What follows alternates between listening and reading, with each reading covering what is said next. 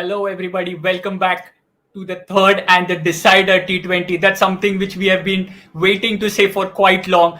But yes, it is the decider today, the third T20. I have with me my expert, Salil. Hi, Salil. What are your thoughts? How are you feeling to Hey, be Rushabh. called as the decider game today?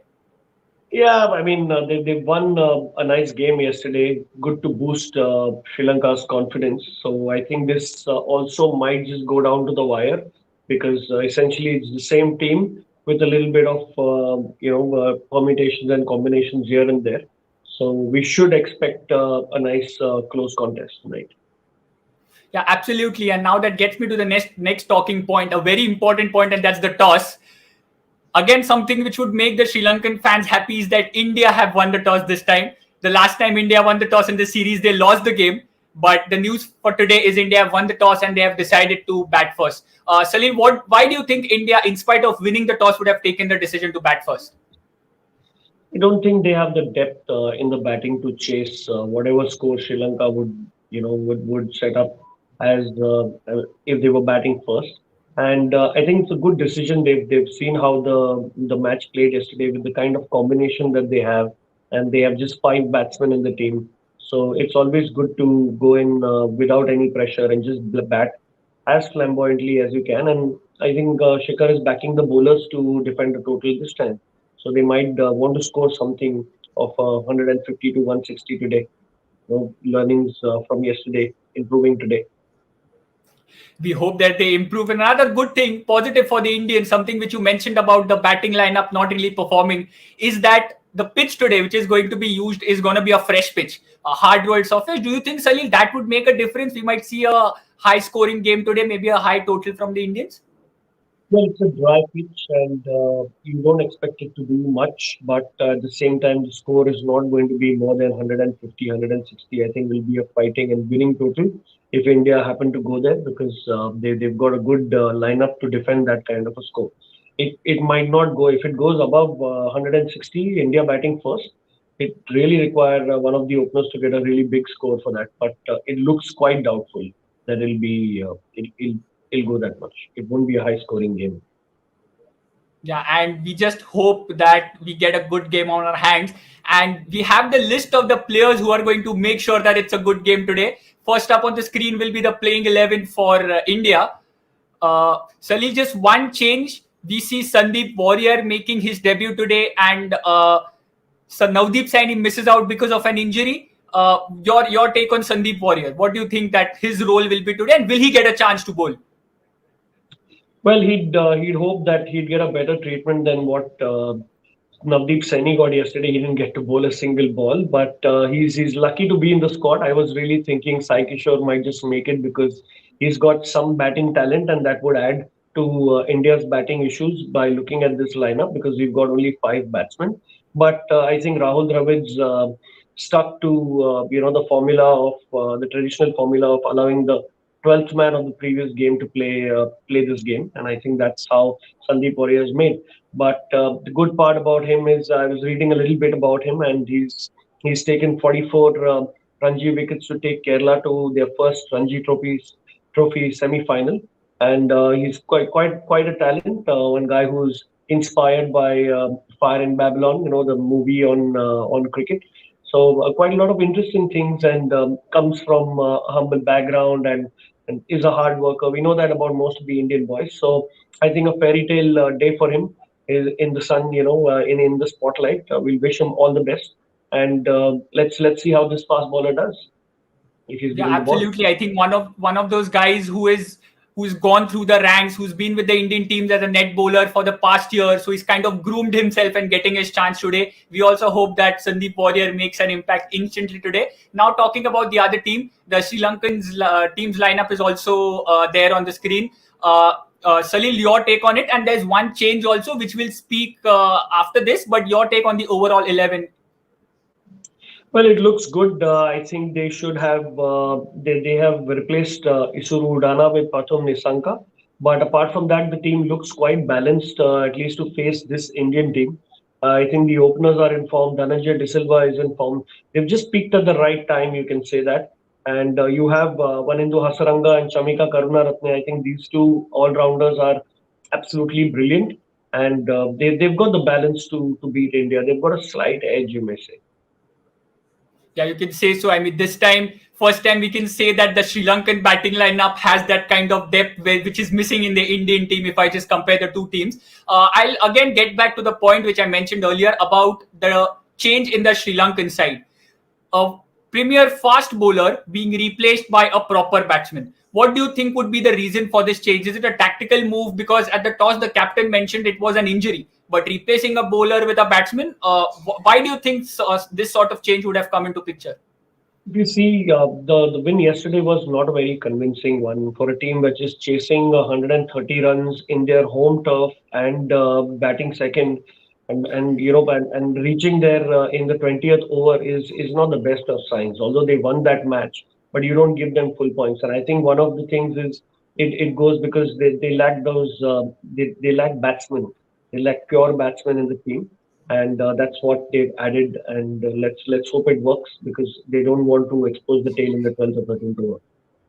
Yeah, we absolutely hope it works because we expect a cracker of a game today. But you mentioned one specific word which you said lack batting, and that's something which we can see on the Indian side also, which we mentioned in the last game also. Do you think the deficit in terms of the batting depth which India has will put added pressure on somebody like a Sanju Samson, who's not that established but has played fair enough T20s to consider as a premier or a starting 11. So, do you think that not having enough batsmen would put added pressure on somebody like a Samson or a Nitish Rana, who's an established IPL player but making ranks into the Indian team? Well, to be honest, Sanju Samson and Nitesh Rana have really got their chances to play for India, and they would not get a better opportunity than this. It's not about the pressure. If you're coming into the squad and you cannot handle the pressure, you don't need to be a part of the squad. So I don't think pressure is something that he'll have on his mind. I think what they really need to do is apply themselves.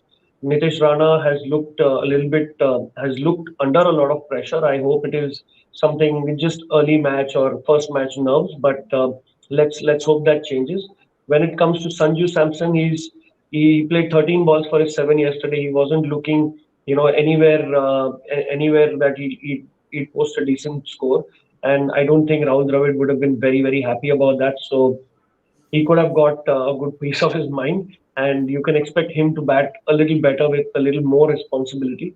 I think, having said that, it's not just them, but also Shikhar Dhawan, because his extremely slow batting also yesterday led to a smaller total, which could have ideally 10-15 runs here and there would have made a difference.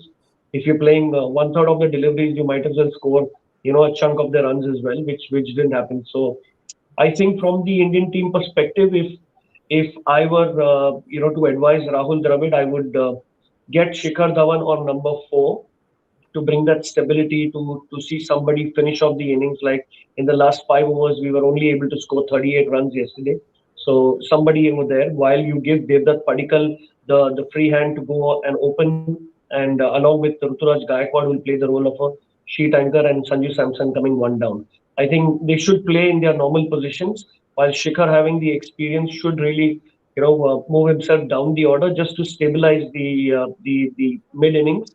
And I think then India will definitely be able to score somewhere around 150 or 160.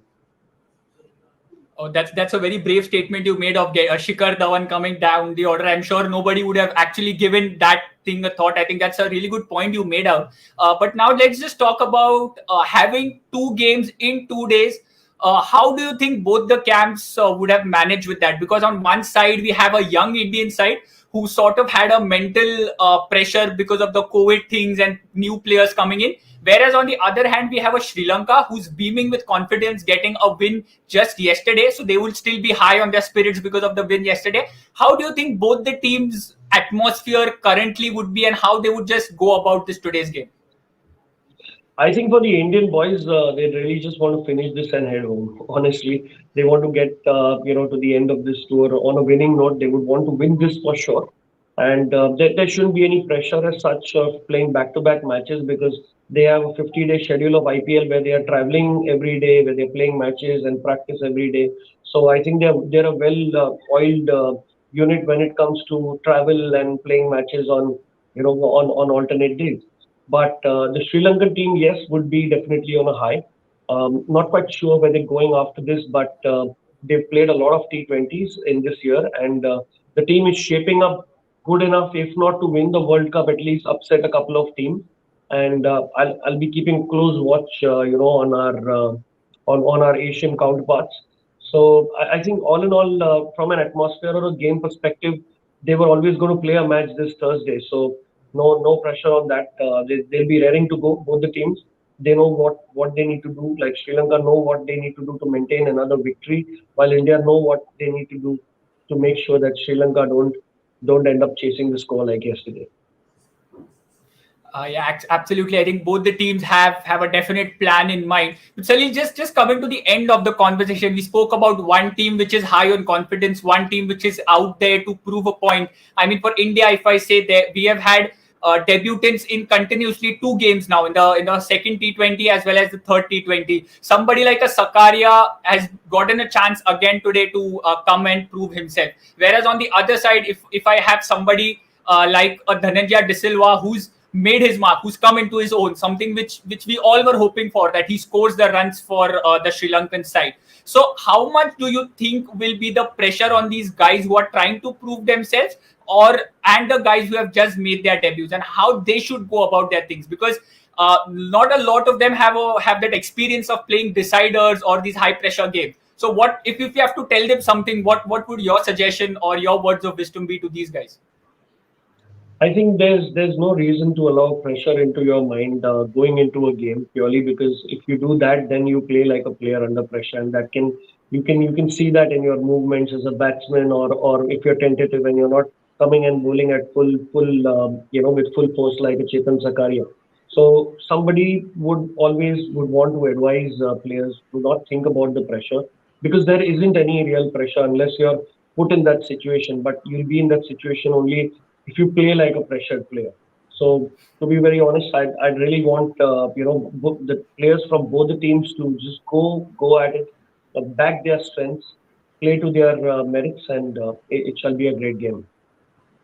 Yeah, we all hope it would be a great game. And Salil, we all hope that we get to see a cracker of a game. Everything goes well today. We have high hope from the players. Also, our viewers would have high hopes from you, because yesterday you predicted two things and both of them came right. So as we close down the show, I would just like to take your suggestions or your predictions again on which team will go on to win the game, and which batsman on the Indian side will you feel will be the highest scorer. Well, I think Sanju Samson is surely due, and he would be quite focused to ensure that he performs in this match, because this is the best opportunity that you might get.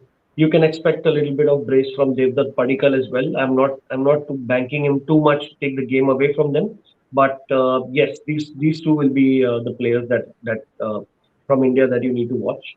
Also, I think in this game, as it starts, Sri Lanka do have a slight edge when it comes to. I would give them 55% win rate, and hoping that they'll replicate what they did yesterday.